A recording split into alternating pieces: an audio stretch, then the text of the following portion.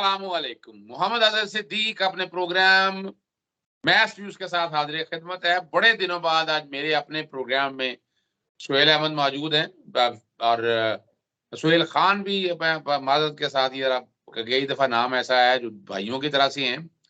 लेकिन आपको पता है कि सुप्रीम कोर्ट की क्रेडिबल रिपोर्टिंग में बड़ा नाम है इनका, और इन्होंने तकरीबन समझ ले लॉयर्स मूवमेंट में जब था ना जी, मैं media adviser coordinator supreme court bar, तो उस वक्त से इनके साथ दोस्ती यारी हमारी है। आज कुछ सख्त से सवाल करेंगे। अब पहला तो इन अदालती मामला में ना जो कुछ भी होने जा रहा है, और तकरीबन ये हर मामले में साथ रहे हैं, चाहे वो लॉन्ग मार्च की तहरीक लॉयर्स मूवमेंट के हवाले से हो। लेकिन आज जो सबसे पहला काम है वो नैब की अमेंडमेंट के ऊपर जो मामला चल रहे हैं सुप्रीम कोर्ट में, पहले उनसे वो पूछते हैं वो क्या हुआ, क्या कहते हैं, फिर उससे आगे भी बातों की तरफ चले जाएंगे। जी क्या कहते हैं सुहेल साहब, जो नैब की तैनातियां, सॉरी नैब की अमेंडमेंट जो चैलेंज हुई है सुप्रीम कोर्ट किस तरफ जा रही है? बहुत शुक्रिया अजहर सिद्दीक साहब। तो नैब का तकरीबन जून में ये चैलेंज किया गया था। साबिक वज़ीर आज़म इमरान खान ने नैब तरामीम को, जो नेशनल अकाउंटेबिलिटी ऑर्डिनेंस 1999 है, और जो इसमें जो तरामीम की गई है, जो ज़्यादा आपको नाज़रीन को भी पता है कि इसमें इल्ज़ाम लगाया जा रहा है कि तमाम पर्सनल स्पेसिफिक है, और इसमें बहुत सारे जो मुलजिमान हैं जो उन्होंने अपने केसेस ख़त्म करा दिए हैं, जो बड़े बड़े हैं, वो तो अब वो समात चल रही है तकरीबन जून से।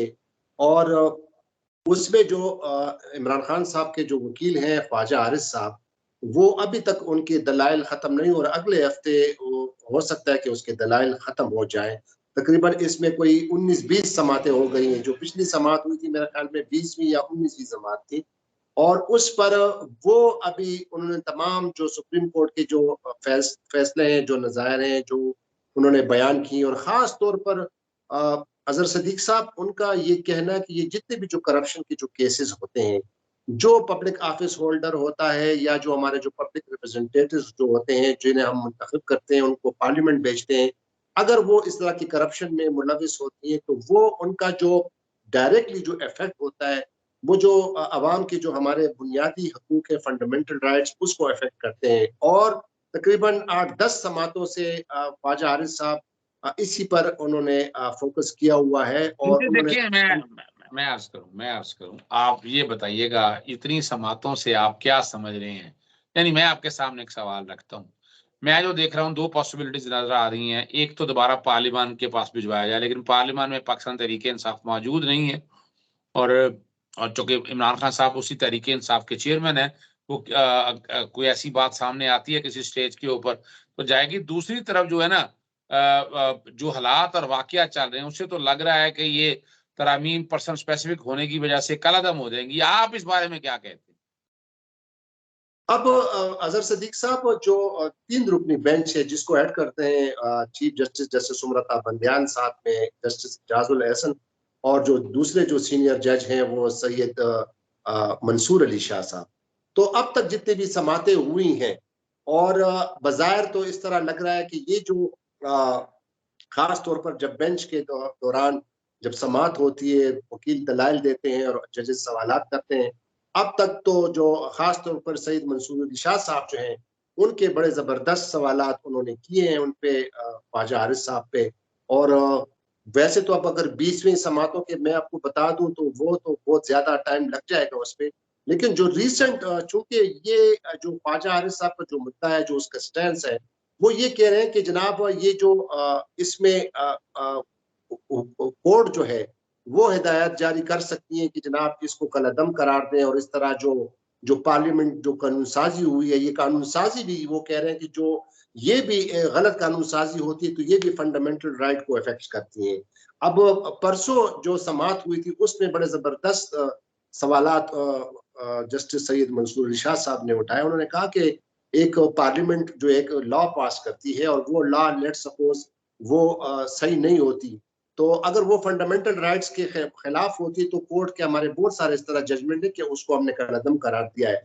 लेकिन ये है कि कल को एक शख्स आ जाए कि ये जो लॉ बनाया गया है ये ठीक नहीं है, और अगर वो कोर्ट फिर ये डायरेक्शन दे पार्लियामेंट को, भाई आपने ये लॉ सही नहीं बनाया तो इसको ठीक करें, और जब वो उसको पार्लियामेंट करती है और जो डायरेक्शन देती है सुप्रीम कोर्ट और कहते हैं कि वो शख्स दोबारा आ जाए कि जनाब नहीं ये इसको और सख्त होना चाहिए, तो उन्होंने कहा कि क्या ये हमारा काम है कि हम बस अगर हम ये सारा काम करें तो फिर तो हम पार्लियामेंट हम खुद ही क्यों ना पार्लियामेंट को हम जो है ना चलाए, तो इस तरह तो बहुत मुश्किल हो जाएगा। तो उस पर फिर ख्वाजा आरिफ साहब ने ये कहा कि जनाब ये आप मैं आपको और भी इस तरह अदालती नज़ायर दूंगा। अच्छा, जिससे मैं एक बात अर्ज करूं। देखिए, जस्टिस सईद मंसूर अली शाह साहब का नुक्ता नजर से मैं तो इत्तेफाक इसलिए नहीं करता कि पार्लियामेंट स्याह सफेद जो मर्जी करे, लेकिन पार्लियामेंट जो बेसिक स्ट्रक्चर है, जो ग्रांड नॉर्म है उसका, उसके खिलाफ तो नहीं जा सकती, जिस तरह भी जाना चाहें। आप अभी जो कि मेजॉरिटी जो जजेस हैं, यानी चीफ जस्टिस साहब हैं या अपना जस्टिस एजाजुल हसन साहब हैं, दोनों अगर आप देखें तो उनका माइंड बड़ा क्लियर नजर आता है। जस्टिस सईद मंसूर अली शाह साहब के हवाले से उनका नुक्ता नजर अपना है, वो अपने नुक्ता नजर से चीजों को देखते हैं। अभी तक जो मैं हेयरिंग समझ पाया हूं, मैं मुख्तसरन चाहूंगा, हमने जो कि बाकी भी बहुत सी बातें करनी है, आप नहीं समझते कि ये पर्सन स्पेसिफिक होने की वजह से जो बातें जो उठाए गए हैं तो ये कलअदम हो जाएंगे? ये ज्यादा इम्कान है, लेकिन अजहर सदीक साहब यहाँ पे मैं आपको एक और क्लैरिटी दे दूं, आपने खुद पहले से सवाल किया था। लेट्स सपोज अगर इसको दोबारा वो क्यों कहते हैं कि भाई इसको अगर हम पार्लियामेंट में भेज दें, ठीक है, तो पार्लियामेंट में दूसरा सवाल ये पैदा होता कि तहरीक इंसाफ तो पार्लियामेंट में है ही नहीं। इससे पहले भी मंसूर इरशाद साहब ने कई सवाल उठाए कि जनाब आप पार्लियामेंट में होंगे तो कुछ होगा, आपने पार्लियामेंट छोड़ दिया, आपने उनके लिए रास्ता खुला छोड़ दिया। अगर आप पार्लियामेंट में होते तो आप इसको जो है इसकी मुखालफत करते तो शायद ये लॉ पास ना होता। ये भी एक सवाल है। दूसरा ये है कि अगर आपकी बात को हम माने कि इसको दोबारा पार्लियामेंट भेजा जाए, तो पार्लियामेंट में तो तहरीक इंसाफ नहीं है, क्योंकि उन्होंने तो ऑलरेडी इनकार किया है, वो तो पार्लियामेंट में जाते नहीं है।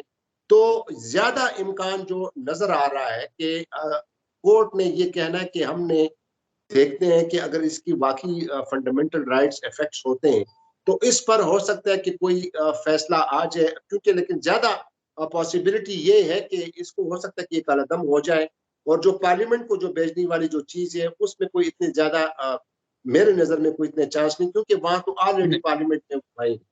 नहीं, बड़ी जबरदस्त बात आपने कही है, और वजह भी ये है कि पार्लियामेंट में अगर पाकिस्तान तहरीक इंसाफ चला भी जाए तो उनकी तो मेजोरिटी नहीं है, उससे तो कोई फर्क नहीं पड़ता। यहाँ कौन सा मेरिट पे बातें होती हैं, यहाँ तो पार्टी की मुलाजमत बुनियादी फैक्टर है, और उसी को लेकर वो आगे चलते हैं। सुप्रीम कोर्ट में फैजाबाद धरने पर अमल दरामद न करने के हवाले से केस की समाअत हुई है। 9 फरवरी 2019 को फैजाबाद धरने का फैसला जारी किया गया था, और उस पर सुप्रीम कोर्ट के अहकामात पर अमल दरामद नहीं हो रहा। कि बहुत से लोगों को कहा था, और तौहीन अदालत के हवाले से, आप जो कि फैजाबाद धरने के केस में आप मौजूद रहे हैं, काफी सुनते रहे हैं आप, मौजूदा हालात में इसके साथ मैं जोड़ रहा हूं जो तौहीन अदालत की दरखास्त चल रही है इमरान खान साहब के अगेंस्ट। हालांकि मैं नहीं समझता वो बनती है, लेकिन वफाकी हुकूमत जो है वो खुद इकदाम की बजाय अदालतों के कंधे इस्तेमाल करती हैं।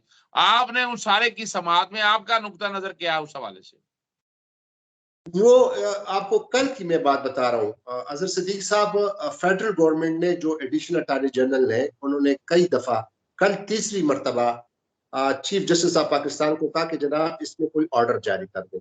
तो उस पे उन्होंने कहा कि भाई आपको पता नहीं, आपने हमारा पिछला ऑर्डर नहीं पढ़ा। पिछला ऑर्डर ये था, नाज़रीन को मैं बताता चलूं कि 26 अक्टूबर को जो इसमें समाअत हुई थी, तो उस पर जब इमरान खान से इन लोगों ने जवाब मांगा अदालत ने, तो सुप्रीम कोर्ट के 5 जजेस हैं जो इस केस को सुन रहे हैं, जो तौहीन अदालत का जो केस है, इसमें से 4 जज साहिबान बशमूल chief justice of Pakistan, justice Ejazul Ahsan और जस्टिस सईद मज़ार अली नकवी साहब और जो मुनीब अख्तर साहब, इन्होंने ये 4-1 स्प्लिट का एक 27 अक्टूबर की ऑर्डर है, उस पे उन्होंने कहा था कि इमरान खान से हम जवाब तलब करते थे।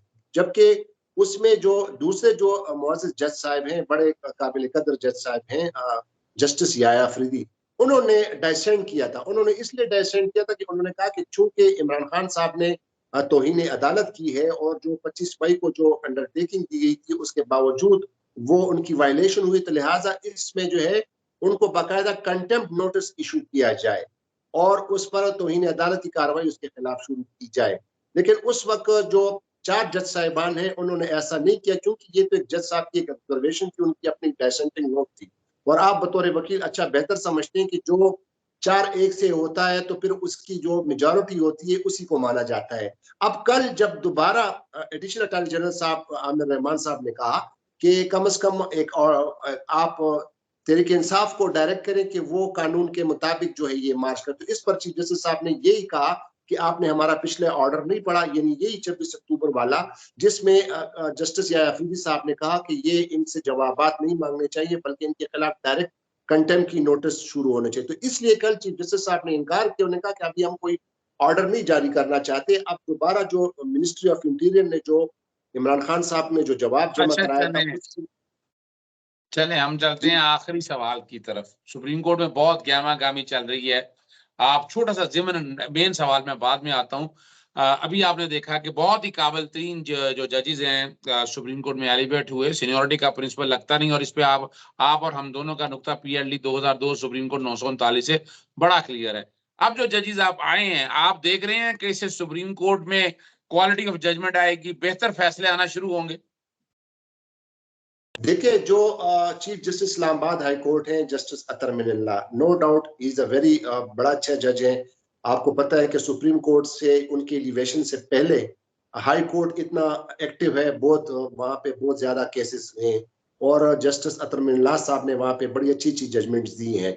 तो जस्टिस अतर मिनल्ला साहब जो आए हैं वो एक इसमें एक एडिंग है सुप्रीम कोर्ट ऑफ पाकिस्तान में कि वो, और अब भी माशाल्लाह जो ही वो आए, जिस दिन उन्होंने हल्फ उठाया तो उसी दिन वो बेंच पे बैठे। तो जस्टिस अतर मिनल्ला साहब की जो परफॉर्मेंस है और उसका जो क्रेडिबिलिटी है और वो जो इतने काबिल जज हैं, तो वो जरूर एक सुप्रीम कोर्ट के लिए भी एक असासा जो है वो होंगे।